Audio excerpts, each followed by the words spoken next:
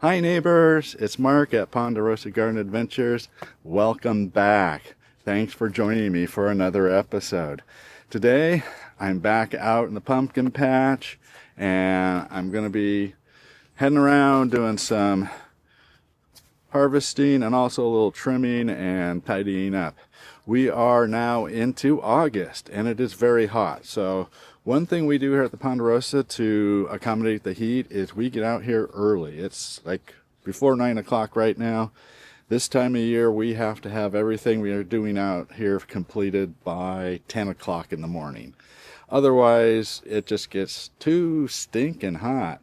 So it's been hot, but we did have some rain this last weekend. Just yesterday morning we had a nice rainstorm at tail end of one of the tropical storms from El Nino, and so that was just enough to water the plants and stuff and kind of cool things off a little. So that was a good relief, but we're back into some more hot steamy weather, and so I need to get some stuff done today. Come along and join me as I update the garden for August.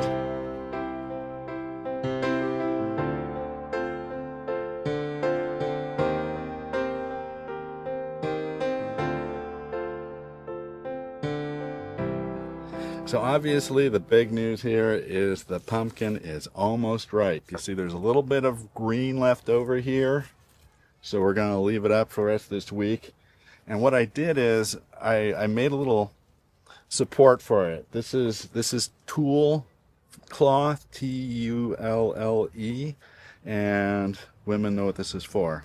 And we had used some to make a protective basket for the grapes. That didn't work, so I used one of those bags, and now it's just tied up here and supporting. It's really easy to do. Just find something like a piece of cloth like this. The nice thing about the tulle is that it's transparent, so I can see how the pumpkin's doing. All right, and that's a supporter because as you can see, the rest of the plants pretty much died out. So there's not much left holding on to this. And supposedly the way to tell if a pumpkin is ripe, to look at this tendril coming out the other side, but I don't really see one up here. So I think it's almost ripe. We're going to be harvesting this soon. Put a comment down below and give me a guess how much you think this weighs. I am right now would probably say somewhere, just to give you an idea, somewhere in vicinity of 2 kilograms, about 4.5, 5.5 pounds.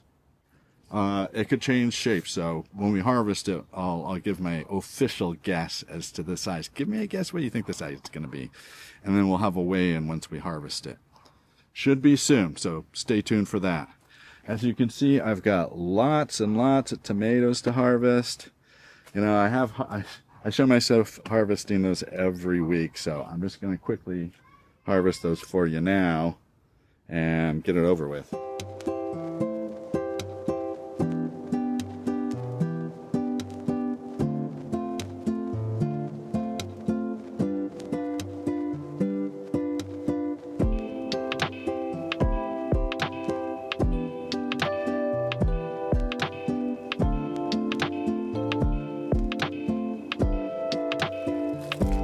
All right, another good harvest this week.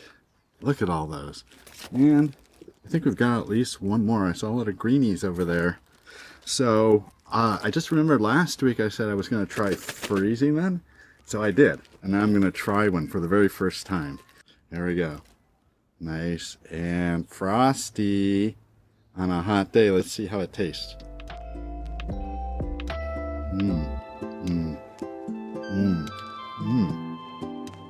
That's really good.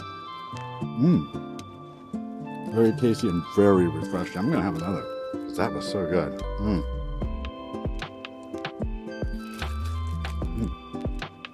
Really good. So all I did was rinse them off, dry them off, and then put them in a baggie or some container and put them in the freezer. If you let them dry off, they won't stick together because they're almost perfectly round, and they just roll off of each other. Great little snack on a hot day. So try it. All right, I'm going to go get the rest of the tomatoes, and then we'll head over to the pineapple. This is the early girl tomato, and I harvested both of these tomatoes. However, my camera malfunctioned and I only got this 1-second clip. So just imagine me harvesting these 2 tomatoes. My goodness, look at all these Roma.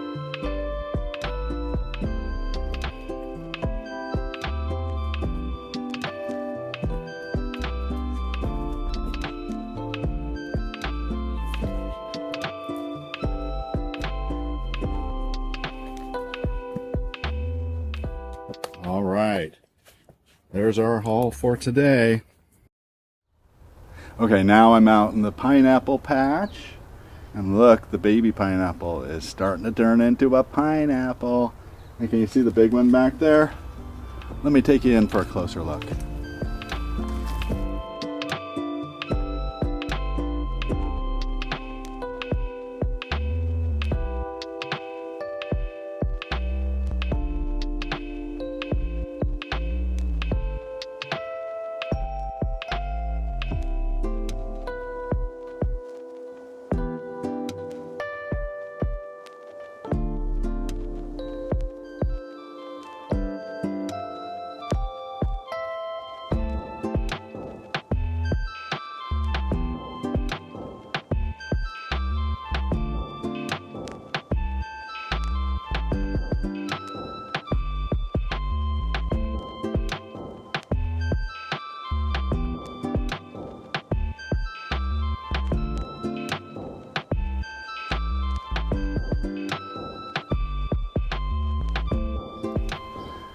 Alright, so the update from the pineapple patch is that everything is growing according to schedule, and it's still going to be later this fall or early winter before they're ripe.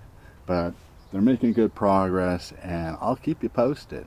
Now, before I finish, I want to show you, swing you around here and show you one more thing.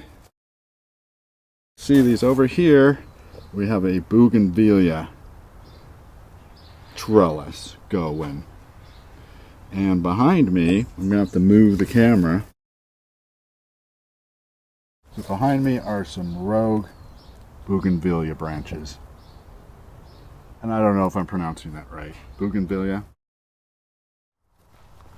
All right, so these are the branches I'm talking about. These branches I want to try to pull over, and that one just broke, so I'm just going to cut that one. Any that we can get to come over to this trellis right here, we're going to try and do. Alright, I'm going to be using some extra thick gloves because bougainvillea are thorny like roses, only worse. Look at the size of some of these thorns. So I'm just trying to pull it over. Actually, I think this will just work like this. Just pull it over here and get it up onto the arch. Now this one over here, this one made a crunchy noise. I pulled it over, but I think it's going to be okay. So I am just going to weave that into this archway, and that seems to be working. So I'm just going to weave it into the archway here like that. This one's kind of going in there. I want to see if I can get that big one over on the other side. I need something to grab onto and pull it towards me. I've got a garden tool. This is like some kind of, I use these for like vines, I guess, trimming vines and stuff, and keeping plants, young plants, like young trees and stuff, kind of bracing it. So I'm going to try and hook this with the end of this. Is this going to work? Ooh. Better than I expected. Got it. Yay. You guys want a better look at this? There we go. Got it. Yay.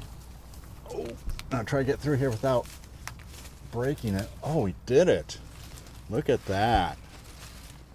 Ooh, now how do I get this off of here? That's funny. Now it's stuck. I'm not joking. That was too funny. Oh yeah, there we go. Got it. And you, why don't you like go under like that? And you will go over here like this. All right. So we try our best to train the plants, but of course plants always do what they're gonna do. So, okay, we've got one more huge branch on the other side and then we're done. Let's go have a look at that. So here is a close-up of this bougainvillea. As you can see, look at the size of these thorns. They are close to an inch, at least 2 centimeters. They're huge. So that's why I have to wear these extra thick leather gloves when I'm handling bougainvillea. As far as this one's concerned, I mean, it's really long. It could reach over there.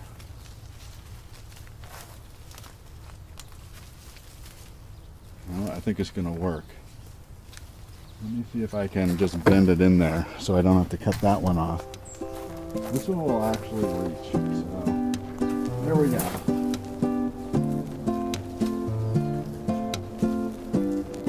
This is going to go all the way down to the side. All right, in the meantime, I am going to cut the rest of these off right here. So I'm using my favorite Fiskars. I love these.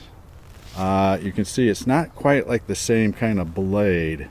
See? It cuts like this instead of like scissors. And it works really well.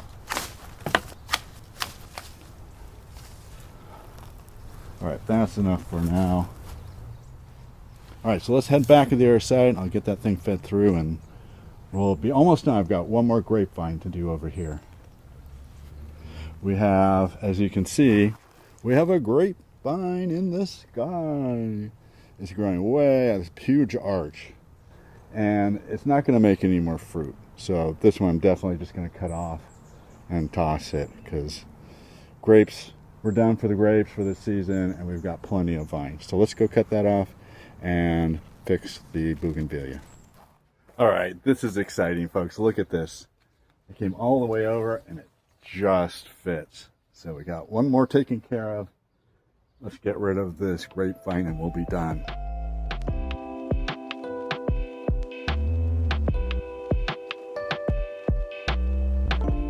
The bougainvillea flower is actually those 3 tiny white flowers in the middle of the magenta part. The magenta part is actually the bract leaves around the flowers and not the petals themselves.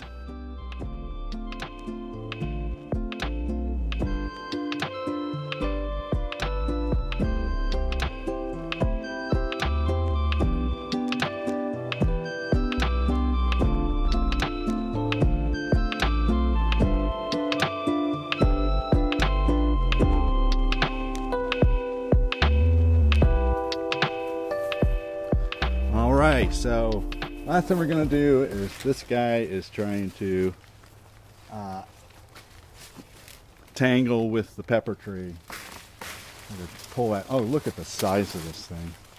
Oh my gosh. This goes on and on. Oh my gosh. It goes on and on. This would go all the way down. Oh my gosh. Alright. Where's it coming from? Alright, so you can see this branch starts up here on this arch and goes all the way another 5 meters that direction.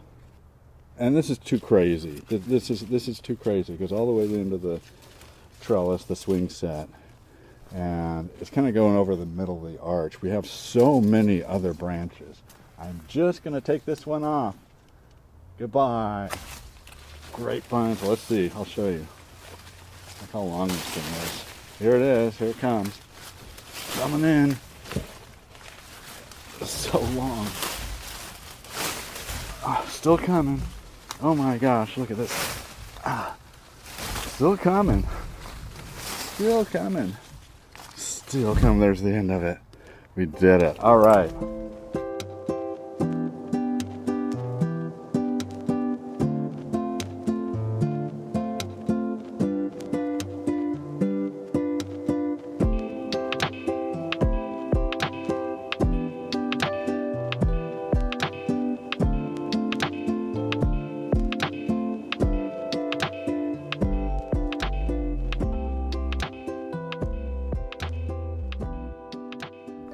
All right, neighbors, we are done for today. It is just 10 o'clock.